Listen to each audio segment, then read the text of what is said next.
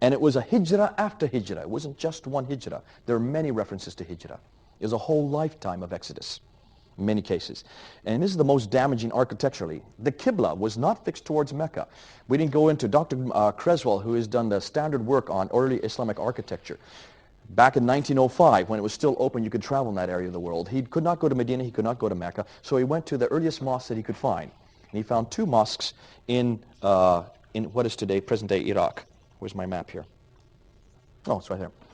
He found two mosques in this area of the world up here, just below Stesfeld, in this area. One called the Kufa Mosque and one is called the Wasat Mosque. And he dug down to the original floor plans of these mosques. They came down to the 7th century, around 660 and 680, respectively. And he found that the Qibla, or the direction of prayer for these mosques, the mihrab, which is built into the structure, were both facing west, not south. If they're in 660 and 680, they should be facing towards Mecca. None of them were facing towards Mecca. He went over here to Egypt, the Fustut, outside of which was the garrison town outside of Cairo, and he found that original floor plan. When he looked at that original floor plan, he found that that Qibla was facing east.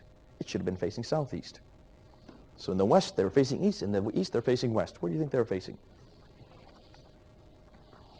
He found that also, then the Jews had, let's continue. The Qibla was not fixed towards Mecca until the 8th century, but to an area further north and possibly, looks like, to Jerusalem. That the Jews still retained a relationship with the Arabs at least until 640 A.D. Looking at some of the tracts that have come out from the early 7th century, the Doctrina Iacobi, which is in the British Museum, supports the fact that Muhammad was still alive at that time. Muhammad is historical, there's not a problem with that. But it looked like he was alive as late as 640, not 632. And that there was still a relationship with the Jews as late as 640. It looks like, according to what the tracts are telling us, that the first governor of Jerusalem, when it was finally conquered by the Arabs, was a Jew. They made a Jew the first governor of Jerusalem. That Mecca was not only unknown as a viable city until the end of the 7th century, but was not even on the trade route, as we saw on that map. That the Dome of the Rock in Jerusalem, which was built in 691 by Abd al-Malik, was possible position of an early sanctuary in the late 7th century and basically built as a polemic against Christianity. If you look at all the earliest inscriptions, which should have been referring to the reason why that building was built, has nothing at all to do with the reason it's given today, with his flight, his movement, that great night of power when he moved up to the seven heavens.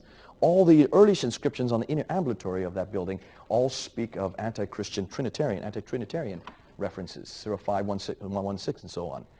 It's basically a polemic against Christianity. That Muhammad was not even known as God's universal prophet until the late 7th century. That the words Muslim and Islam, those terms aren't even found in any inscriptions or any documents until the end of the 7th century. And that the word that they use for themselves and all their references we see are either Sarasin, Mahagrai, Muhajirun, or Hagarin. Basically, these are words that refer to the fact that they come in the line of Hagar, Ishmaelites, which are quite well known at that time, in that period. That the 5 daily prayers as well as the Hajj were not standardized until 717 AD and not named until the 9th century. Look in your Quran. Ask your Muslim friends to find 5 prayers in the Quran. You won't find 5 prayers in the Quran. You'll find 3 prayers. The Quran refers to Salat 5 times, and always it refers to 3 prayers. The Jews prayed 3 times a day. The 5 prayers as we know today, the canonized prayers, were only introduced in the 9th century. It is Bukhari that tells us about 5 prayers. But that's not till the 9th century. You've got a real problem there. That the earliest we hear of any complete Quran is not until the mid-8th century, though fragments exist in the late 7th century and the early 8th century. And that the earliest Quranic writings do not coincide exactly with the current Quranic text. If you look at this picture again, you notice all those orange marks? You can see the orange marks there? Every one of those orange marks is what we call a manuscript variant. That means words or phrases in this text that is not parallel to the Quran, the Kyrene text that we have in our hand today. There's over 1,000 of them in just this manuscript that Dr. Gerard Puin has identified. Now, what I've told you, don't pass on. He has not published what I've just said. He's only told me this face to face. Maybe I should have told you that. He's scared to publish what he knows because you can see the danger of what he's saying. Basically, what he has found is the earliest text that they can come across. There is no earlier text that we've been able to identify and date. This is possibly the earliest manuscript we have for any Quran. This text has over 1,000 manuscript variants. The Samarkand that we now have access to, Princeton University gave us a copy. I have it on my computer at home. The Samarkand we've already found about 100 manuscript variants.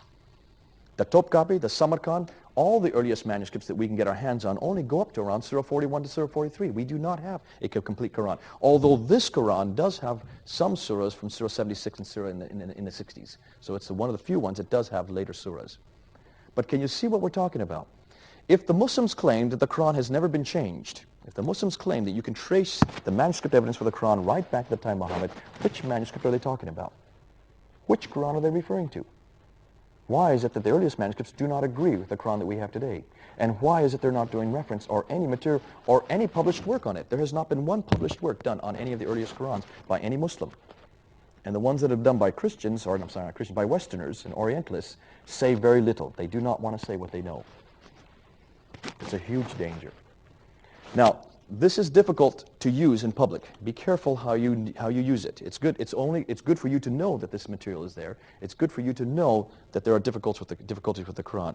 What you can use is the material concerning the internal evidence, the earliest part of that material, looking at the contradictions, looking at the errors, looking at what the Muslims claim concerning the Quran. Be careful about the historical evidence.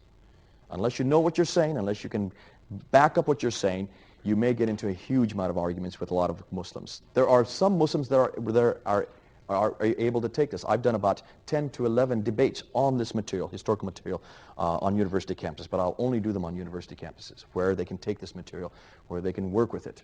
We've had some Muslims who've left Islam because of this material. It is dangerous. It is hugely controversial. But can you see why this material is so important for the future? Because it's the radical Muslims today, the ones who are causing all the problem, who go to the Quran and basically substantiate everything they do because they believe this is divine writ. How are you going to defeat those men?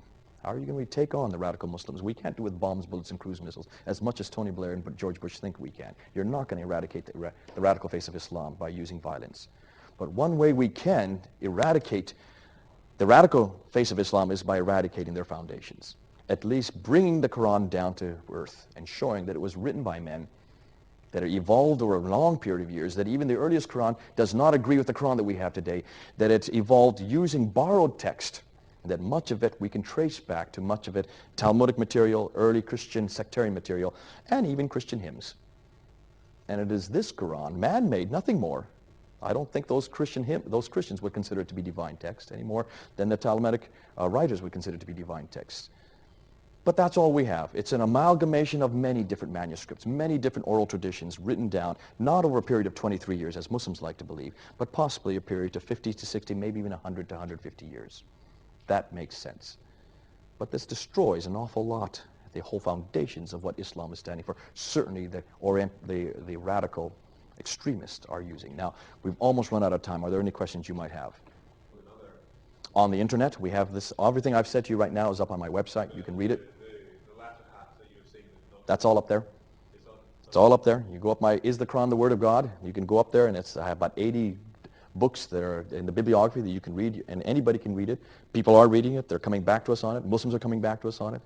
That's one way, but it's going to take people like you and me to actually get it into the public forum. And we're training people in London to do that right now. We're training people to get into this material and start challenging Muslims to debate on it. But for the first 5 years, I would only attack the Quran. I don't do that anymore. I take the Bible alongside it, and I ask the same questions of the Bible that I'm asking of the Quran. Look at the manuscript of the Bible versus the manuscripts of the Quran. Look at the documentary evidence of each. Look at the archaeological evidence of each. I do not just want to attack the Quran without providing them an alternative. I find it a lot more effective because we come out high and dry compared to what they have. And it's so nice to see that comparative and realize that though this historical criticism eradicates much of the foundations of the Quran, when applied to the Bible, though there are still problems with the Bible, nothing along the lines there. And certainly we don't make the claims about the Bible they make about their Quran. And that's the great thing. We don't have to support what they're supporting. But the problem is nobody is taking and nobody is really challenging their claims. We've got to do it. The Orientalists won't. So they're not going to do it, we can. And I think we have a remit that's different than theirs because we have Paul as an example. He did it. And in some ways, it's a great work that we have. I think in some ways it's terrific because those of us who do believe in the Bible as the Word of God and who do also use the same criteria, who can understand why the Muslims are making the claims they can make, can by far probably get into that arena quicker than anybody else.